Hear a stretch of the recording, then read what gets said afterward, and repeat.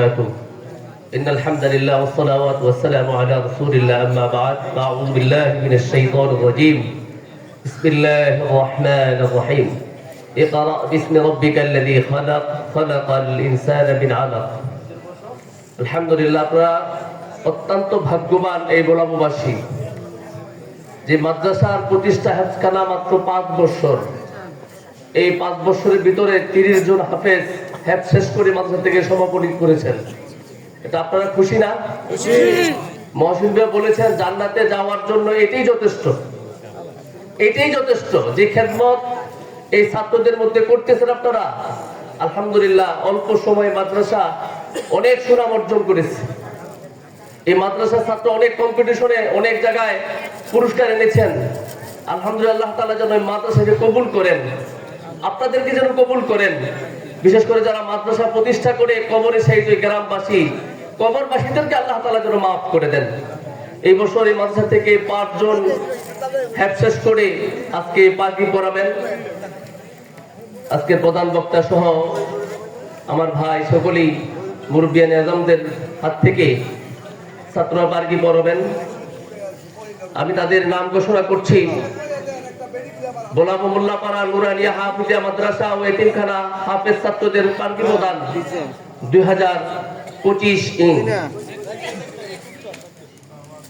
প্রার্থীর নাম মোহাম্মদ সাজ্জাদ হোসেন, পিতা মোহাম্মদ খায়রুল ইসলাম, গ্রাম খিলপাড়া, থানা পলাশ, জেলা নরসিংদী। বুঝা যায় না কথা রাখ আরো দেরি। হাফেজ মোহাম্মদ আরাফাত হোসেন, হাফেজ মোহাম্মদ আরাফাত হোসেন, পিতা হারুনুর রশিদ, গ্রাম বিরাম, থানা রূপগঞ্জ, জেলা নারায়ণগঞ্জ।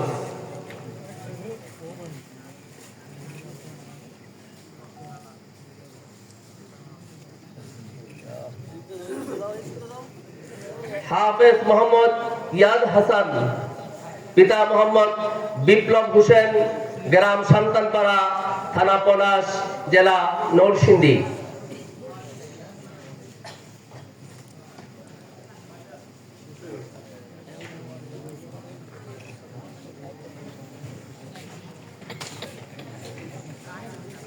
হাফেজ মোহাম্মদ আলিফ হাসান, পিতা মোহাম্মদ জাহিরুল ইসলাম, গ্রাম আমদিয়া, থানা মাতুদ্দি, জেলা নরসিংদী।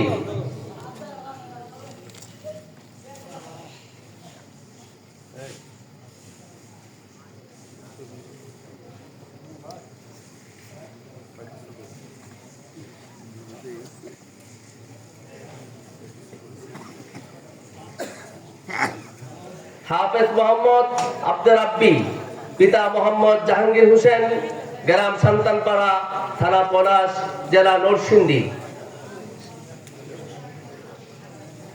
তাদের জন্য খাস করে দোয়া করবেন, তারা যেন হক্কানি হাফেজ হয়ে আলেম হতে পারে।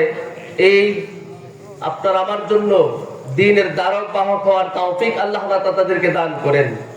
আমিন। এই পর্যায়ে আমরা আরেকটা অনুষ্ঠান করতে যাচ্ছি। গত বছর আমরা গুরাসার কিছু যুবকের উদ্যোগে অনেক মাদ্রাসায় এই ছাত্রদের শীতকালীন আরামে একটু রাত্র যাপন করার জন্য শীতকালীন একটা বেড, আরামের একটা বেড তারা তাদের সংগঠনের মাধ্যমে এটা তাদেরকে উপহার দেন। এই পর্যন্ত পড়ায় 550 বেড আমাদের এলাকায় মাদ্রাসায় দেওয়া হয়েছে। গত বছর আমরা মাহফিলে গুরাসাল থেকে ছাত্রদের জন্য কিছু বেড নিয়ে আসছিলাম। এই বছরও ওই সংগঠন থেকে কিছু বেড আমরা ছাত্রদেরকে প্রদান করব।